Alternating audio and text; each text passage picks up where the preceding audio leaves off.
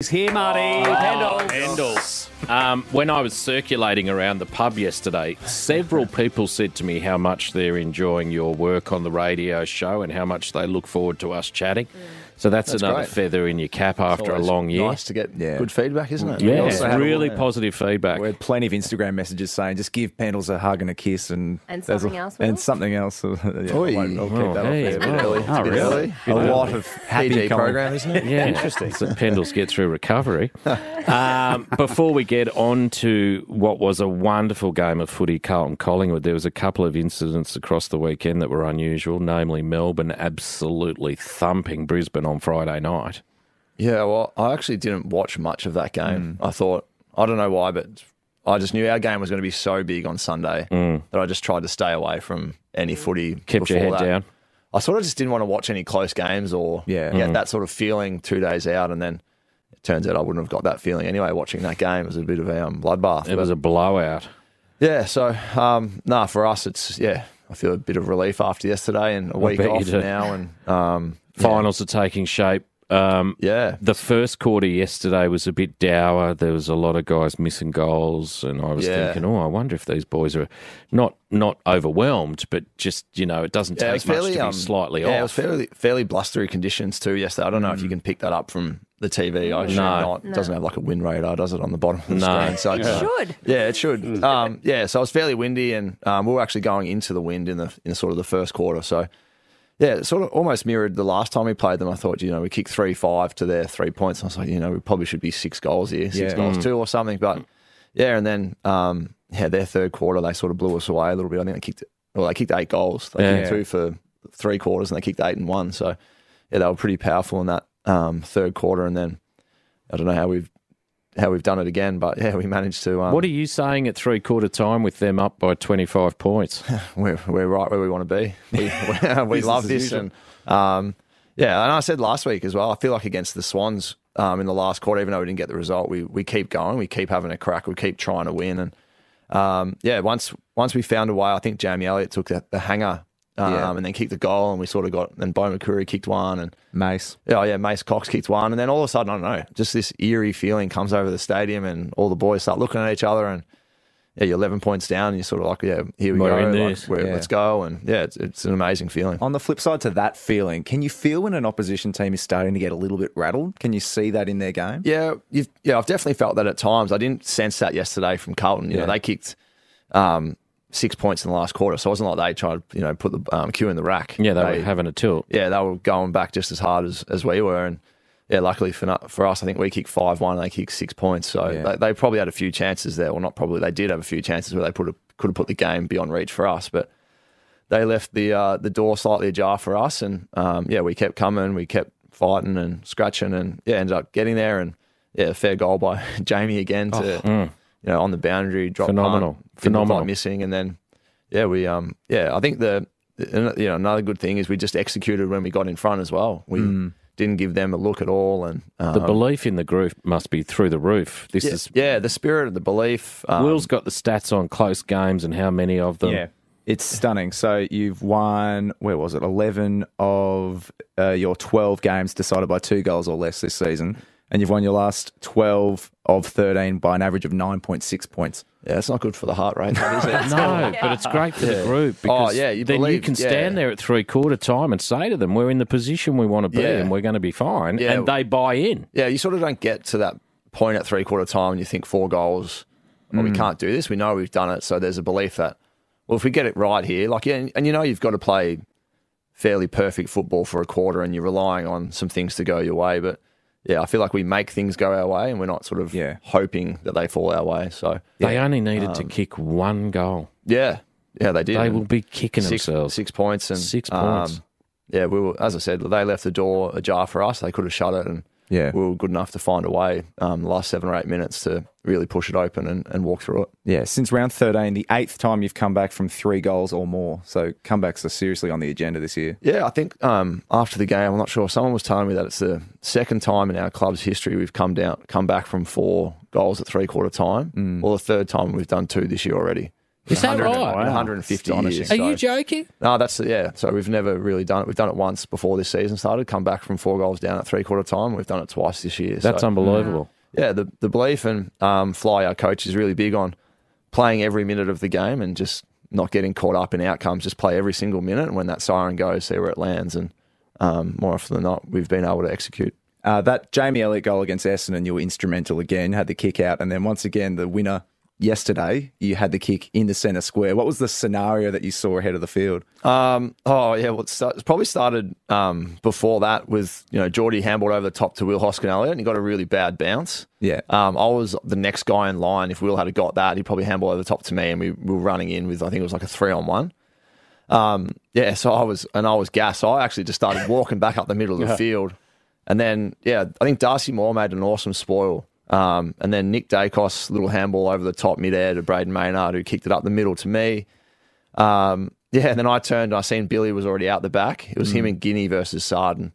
My old legs can't kick as far as they used to, so I just tried to kick it as far as I could and try and get it over the top. And luckily Guinea sort of laid a block and let it roll out the back. It was such a smart play by Jack to do that and to give Billy so much time and space. And then, Billy had to finish the deal and run in and done it again for Phenomenal. us, which was amazing. Just so cool, calm, collected. Didn't look rattled, knew what he was doing, kicked it, and then, that's all we needed. And we were saying, as he was running We were towards loving goal, it. he's looking at every option he has, and then last second he's like, I'm going to have to drill this. Yeah. Well, initially I thought he might have handballed back inside to Guinea. But it's one of those ones where if you missed that handball, it was sort of half on. Everyone was like half on, and you could excuse him for trying to pull it back to AJ top of square, but Wiedering sort of had half covered, and just senior player took the responsibility. And the difference put it on his shoulders. between him looking around and then deciding he was going to kick a goal was like a second. Yeah, you don't have long. No. Yeah. And then he just went bang. Usually you just sort of, if you take too long, you get run down and you look like a goose. So Who was best on ground yesterday? I think Patrick Cripps wasn't he? Cripps was, I think, the best rated player on the ground. Yeah. But you had the highest champion data rating in the last quarter, so There you go. well done. So you Patrick played Cripps- a phenomenal game. Yeah, thank you. But I think, they had a lot of guys who played really well. I think their defence was, for us, we struggled to move the ball through their defence for most of the day. And finally, I feel like we set the field up a little bit better in the last quarter to get some flow. And like everything for our team, when we talk about best players and stuff like that, I feel like we're just an even spread of guys. Everyone has their little moments and everyone contributes at key times, and that's what makes us, us. Heading into the finals now, what's it look like? You get a couple of days off? Yeah, we get a couple of days off now. You're going to go to Bali, or is anyone going to go to Bali? Because that's a thing. I might go to Bali. We get the weekend off as well, so I might duck over to Bali on Friday. Why not? We get a few days off this week. I think they're trying to make it pretty light for us. And Jobs around the house for you. You'll have millions of a them. few things out. And then you'll get back in and you'll start to prepare for Geelong. And when you play a club as powerful and as big going as well, what sort of things? What are the red flags for you when you come up against Geelong? We haven't even really thought about them too much, but just from watching, they're so powerful with the football. They don't make too many mistakes. They defend really well. I think they're the best side in the comp all year, both sides of the footy. So they don't really have too many weaknesses. They're a big challenge, aren't they? Oh, huge. So I think for us, we're going to have to be on. We're going to have to play our best version of football to give them a shake. But it's the bonus of finishing top four is you've got to play these sides anyway at some point if you want to win it all. So we've put ourselves in a good position. And Geelong at the MCG on Saturday week is going to be awesome. And we'll use this week just to sort of unwind, freshen up the bodies, and winner get ready. Winner goes straight through to the prelim. Yeah, loser plays the Fremantle Bulldogs and so that's our side. So Fremantle Bulldogs. If you got there, who would you prefer? I would prefer to win Geelong. Yes, just go through. Exactly. Of course you would. To be honest, it's this time of year. Everyone that's left is good sides. So to get there and to play in finals, you've got to be on every week. It doesn't matter who you play, where you play. You've got to be playing your best footy. You haven't played Geelong since early April, round three, and that was a really quirky game. What do you remember of that one? We were up by about 45 points and blew a lead. I don't know. We probably weren't up by 45. 37. 30, close enough. Yeah. And blew a lead. But I think we've spoken about it as a group like that. We learnt so many good lessons from that game that have held us in good stead, probably for the winning the close one since that. We went to work on how to protect the lead, what it looks like, and not when it was only 12 points. When we're up by 37 points, some of the mistakes we made, you look back now and they're almost laughable to us as a group, but we had to go through some of those lessons.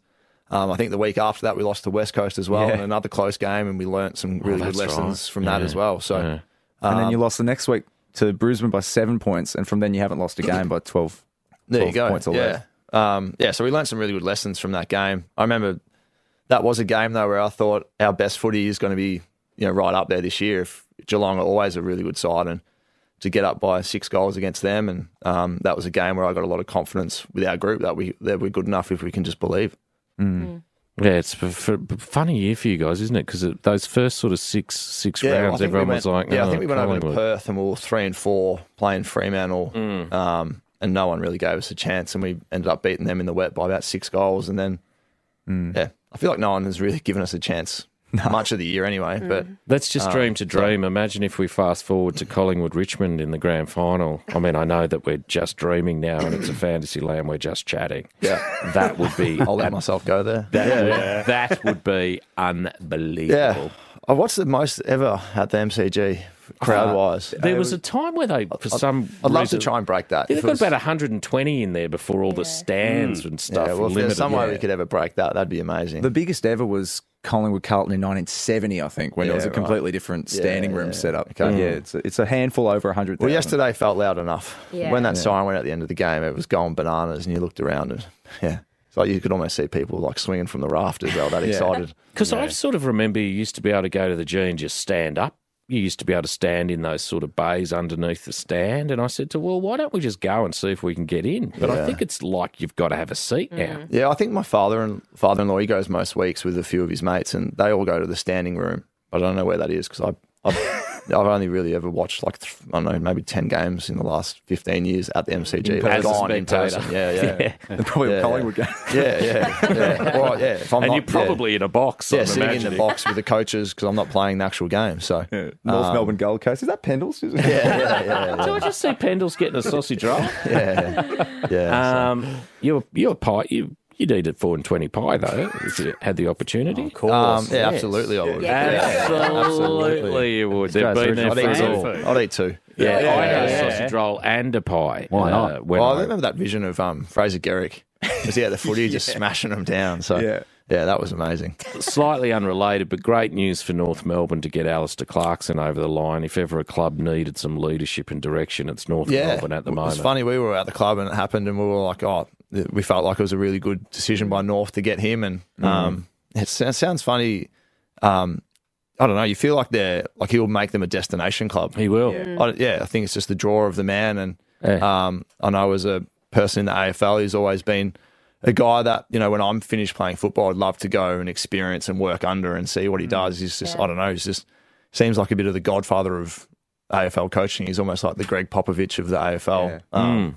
So I'm sure that, he'll do his very best in that situation. And it's actually funny, I was driving home Friday night from somewhere and I was listening to Triple M and they were talking about Alistair Clarkson. I got stopped at a roundabout and I looked up and he was just sitting at a bar. What are the chances? He was just sitting there and I was like, well, this is a bit weird. I'm listening about you right now and you're there just sitting you right are. there. Wow. Yeah. It's what we call a launcher. What are the chances? There you go. So I felt like saying, hey, Clark, I'm listening to you right now. Wow. But it's amazing for North and it is. Yeah. It's important. I think for all their North. supporters. It's important for football, actually. Yeah. Like I feel like all the supporters, the members, everyone will be so looking forward to next year already. Yeah, absolutely. Well done, mate. Well played yesterday. Thank you. Have a couple of days off and then regroup and away you go again. Cheers. Thanks, guys. We'll chat to you next time. This is the Marty Sheargold Show.